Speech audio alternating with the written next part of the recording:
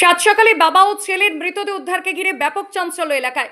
শনিবার বেলুরের গিরিশ ঘোষ রোডে ঠাকুরনপুকুর এলাকায় বাবা ও ছেলের জোড়া মৃতদেহ উদ্ধার ঘিরে চাঞ্চল্য ছড়ায় এলাকায়। এলাকাবাসীরা প্রাতঃভ্রমণে বেরিয়ে দেখেন পুকুরের ধারে একটি গাছের বৃদ্ধের ঝুলন্ত দেহ। নাম সুভাষ পাল, বয়স ৭৫।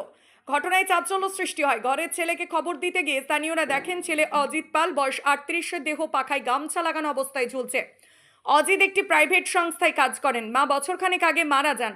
বাবা ও ছেলে একসঙ্গে থাকতেন। ঘটনাস্থলে বেলুর থানার পুলিশ গিয়ে বাবা ও ছেলের দেহ উদ্ধার করে। কি কারণে এই ঘটনা তা বুঝে উঠতে পারছেন না আত্মীয় এবং স্থানীয়রা। পুলিশ সূত্রে জানা গেছে বাবা ও ছেলের মধ্যে কোনো অশান্তির কারণে এই ঘটনা ঘটতে পারে বলে প্রাথমিক তদন্তের পর পুলিশের অনুমান। পুলিশ অস্বাভাবিক মৃত্যুর মামলা রুজু করেছে। ঘটনার তদন্তে নেমেছে বেলুর থানার পুলিশ। থাকি না, আমরা অন্য জায়গায় থাকি। শুনে কি এসে দেখলেন? আমি এসে দেখলাম যে এরকম ঝুলছে, এরকম ভাই ঘরে পড়ে রয়েছে। ভাইয়ের নাম কি? অজিত পাল, সুভাষ পাল। দুজনেই থাকতো।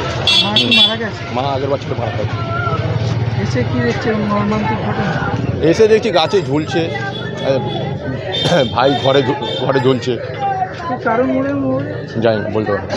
ওরা কি পারিবারিক কিছু বলতো আপনাকে? না কিছু নাই।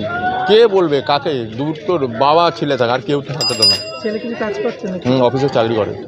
আচ্ছা, আর বাবা? বাবা ঘরে এমনি কাজকর্ম করে। দুজনেই থাকতো। কেমন ঘটনা কি মনে হচ্ছে? মানে পারিবারিক অশান্তি না?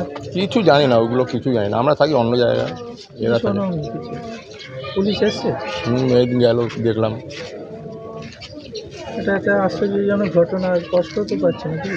কষ্ট তো হবে, নিজেদের লোক গেলাম, কষ্ট হবে না? কিছু বোঝা যাচ্ছে না কি কেন করে কেউ মেরেছে বা কেউ না আত্মহত্যা? তোমার নাম? সুজয় পাল।